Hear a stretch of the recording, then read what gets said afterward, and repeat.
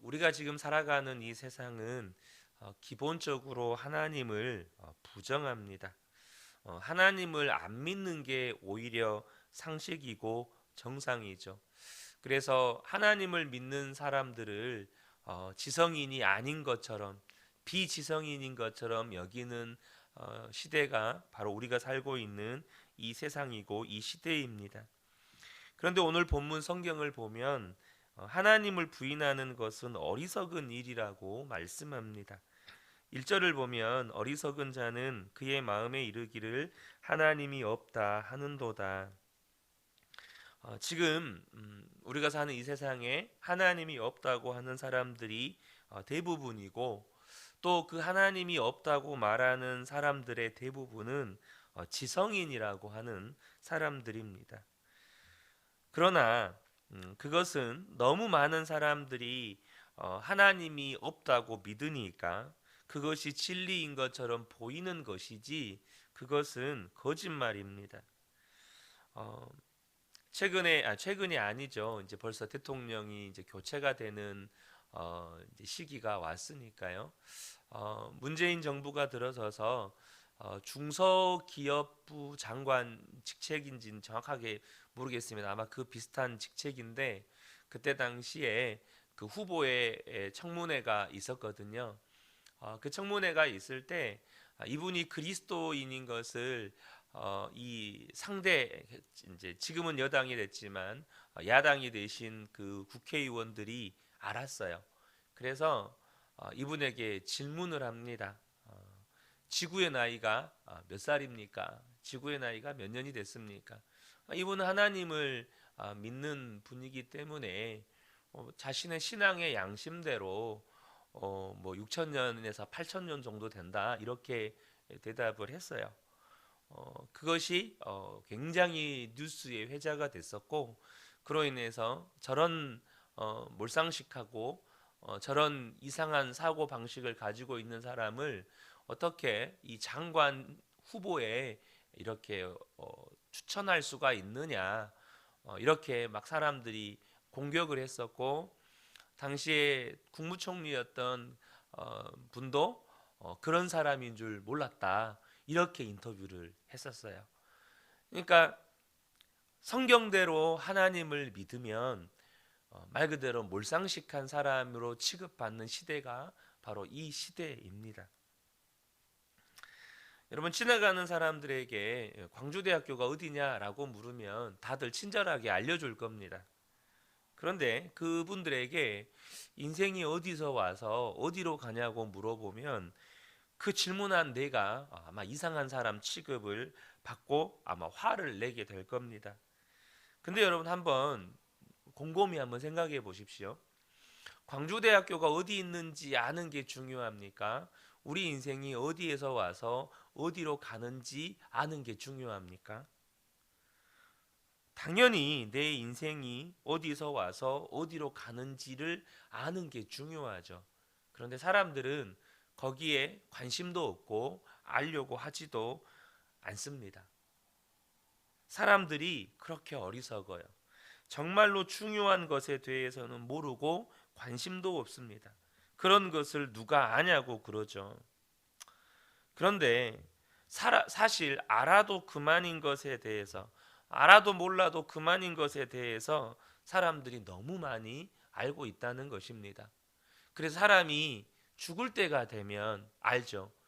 가족이 소중한지 알고, 사랑이 소중한 줄 알고, 정말로 내가 살아가면서 가족들에게 사랑한다고 그렇게 고백하는 이 말 한마디가 그렇게 중요하다는 것을 사람들이 죽을 때가 돼서야 압니다.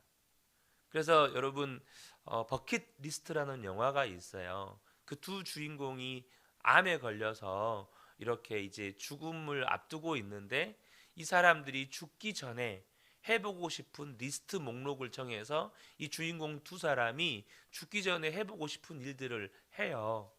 근데 그 가운데는 정말로 자신들이 건강했을 때는 하나도 중요하지 않다고 여겼던 것들이 죽음을 앞두니까 너무너무 중요해지는 거죠. 성경은요, 하나님을 모르는 사람은 어리석은 사람이라고 말씀합니다. 실제로 사람이 다 어리석습니다.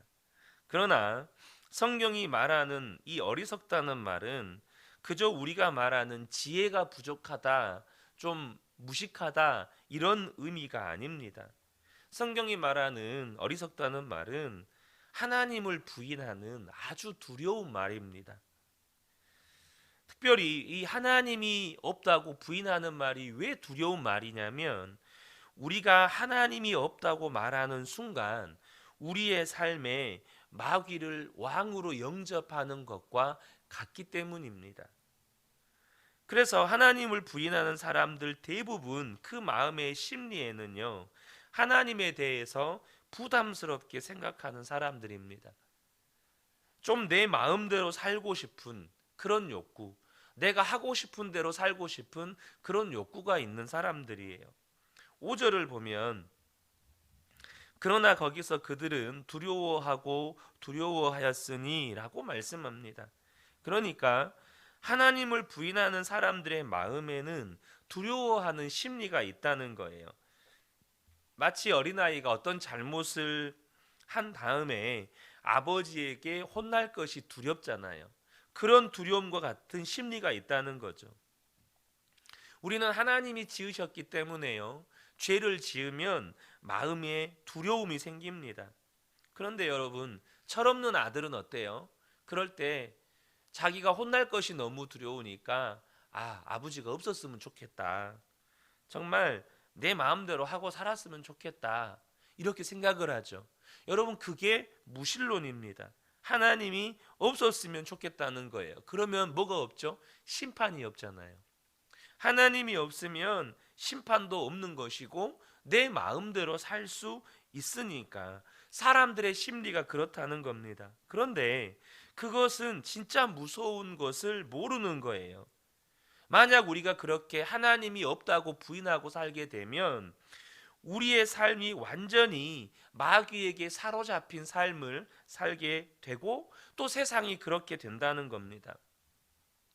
여러분, 하나님을 부인하는 사람들도요, 여기에는 다 동의합니다.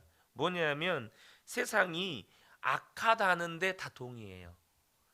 세상이 정말로 악하다는데 동의합니다. 어떻게 세상이 이렇게 되었나 싶죠. 여러분, 한 1년 가까이 됐나요? 그 조주빈이라고 하는 사람이 뭐 박사방, 엠번방 이렇게 만들어서 어린 아이들에게 성착취물 동영상을 만들어서 그것을 판매하고 수많은 사람들이 익명으로 그것을 구매해서 그것을 보고 이렇게 즐기는 이런 악한 일들이 여러분 과거에 있었습니까? 그것도 26살인가 20대 청년이었어요. 여러분, 그런데 사람들은요, 왜 세상이 이렇게 악해졌는지에 대해서는 모릅니다. 그런데 성경은 정확하게 우리에게 말씀해 줍니다. 왜 세상이 악해졌냐면 사람들이 하나님이 없다고 부인하니까 세상은 점점점 더 악해져 간다는 것입니다. 2절과 3절을 보면 주님께서는 하늘에서 사람을 굽어 보시면서 지혜로운 사람이 있는지 하나님을 찾는 사람이 있는지를 살펴보신다. 너희 모두는 다른 길로 빗나가서 하나같이 썩었으니 착한 일을 하는 사람이 하나도 없구나. 그러니까 하나님을 부인하는 것과 더럽고 악한 죄를 짓는 일은 함께 간다는 말입니다. 반드시 사람들이 악해져 가고 세상이 악해져 가고 더럽고 악한 죄를 짓는 데는 영적인 문제가 있는 거예요. 어떤 영적인 문제요? 하나님을 부인하는 거예요. 하나님의 존재를 부인하는 겁니다. 하나님을 부인하면 사람들이 죄짓고 타락하고 더러운 삶을 살게 된다는 것입니다.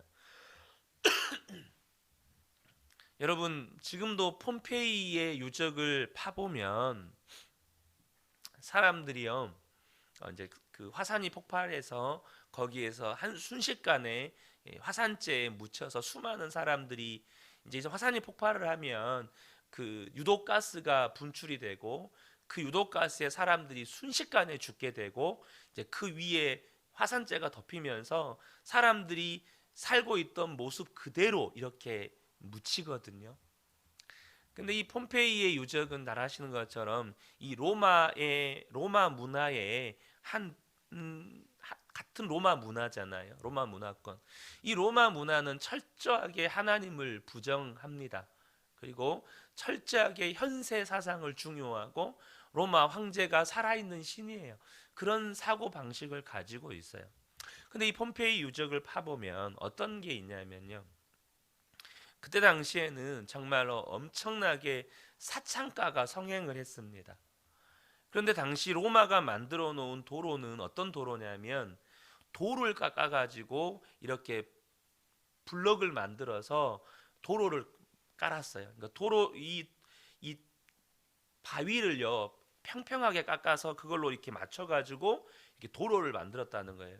그 도로가 바위예요, 바위. 근데 그 사창가 앞에는요 이 마차가 지나가는 자국이 남아 있는데 그 마차 지나가는 자국이 보통 10cm에서 20cm 정도로 파여 있대요. 그러니까 사람들이요 그 사창가를 얼마나 많이 드나들었는지 고위직들이요 마차가 바위가 된 도로를 10cm, 20cm만큼 파일 정도로 사람들이 많이 돌아다녔다는 거예요. 그 사창가 앞에. 그렇게 사람들이요 하나님을 부인하면 사람들은 그렇게 타락을 합니다. 케네디 대통령 시절에 미국 공립학교에서 성경을 가르치는 것과 기도하는 것이 법으로 금지가 됐습니다. 그래서 미국 청소년들이 무섭게 타락하기 시작했습니다. 독일의 철학자 니체가 신은 죽었다고 정말로 무모할 정도로 담대한 선언을 했습니다. 그리고 니체 선언 이후에 세계에는 끔찍한 일을 겪는데요. 히틀러, 무솔리니, 레닌, 스탈린, 마오쩌둥 이런 사람들이 세계 대전을 일으키고 공산혁명을 일으켜서 사람들을요 수천만 명 단위로 죽입니다. 하나님이 죽었다고 하니까 본물 터지듯이 무신론자 지도자들이 전 세계를 전쟁의 도가니로 만듭니다. 지금 이 푸틴도 레닌과 스탈린의 후예들 아닙니까? 하나님이 안 계시다고 말하는 것이 무서운 이유가 바로 그 뒤에 마귀의 지배가 따라오기 때문입니다. 에덴 동산에서 마귀가 아담과 하와를 아무것도 아닌 것 같은 선악과를 따먹게 합니다. 하나님의 말씀을 거역하는 일을 하게 해요. 그리고 그 뒤에 그들은 에덴 동산의 모든 축복을 다 잃어버리고 말할 수 없는 고통스러운 삶을 살아갑니다. 바로 죄의 종노릇, 마귀의 종노릇하게 된다는 거죠. 그러면 사람들은요 우리에게 묻습니다. 하나님이 정말 계시느냐? 성경은 답합니다. 5절에 보면 그러나 거기서 그들은 두려워하고 두려워하였으니 하나님이 의인의 세대에 계심이로다. 성경이 대답해요. 하나님은요 의인들, 의로운 사람들 속에 그들과 함께 분명히 계시다는 것입니다. 사람들이 죄를 짓지 않고 의롭게 사는 일은 그냥 되어지는 일이 아닙니다. 죄를 짓는 것은 마귀의 종로로 타는 것이고 죄를 짓지 않고 의롭게 사는 것은 하나님의 성령에 의해서 그렇게 된다는 거예요. 그렇게 의롭게 사는 사람들 속에 하나님이 계시다는 것입니다. 의롭게 사는 사람들을 볼 때 하나님이 계시다는 것을 알게 된다는 거죠. 여러분 하나님께서 이 부분에서 우리에게 강력한 도전을 주고 계신다고 생각합니다. 하나님이 어디에 계신다고요? 의로운 사람들 속에 계시다는 것입니다. 사람들이요 하나님을 안 믿는 이유는 하나님을 경험하지 못하기 때문이죠.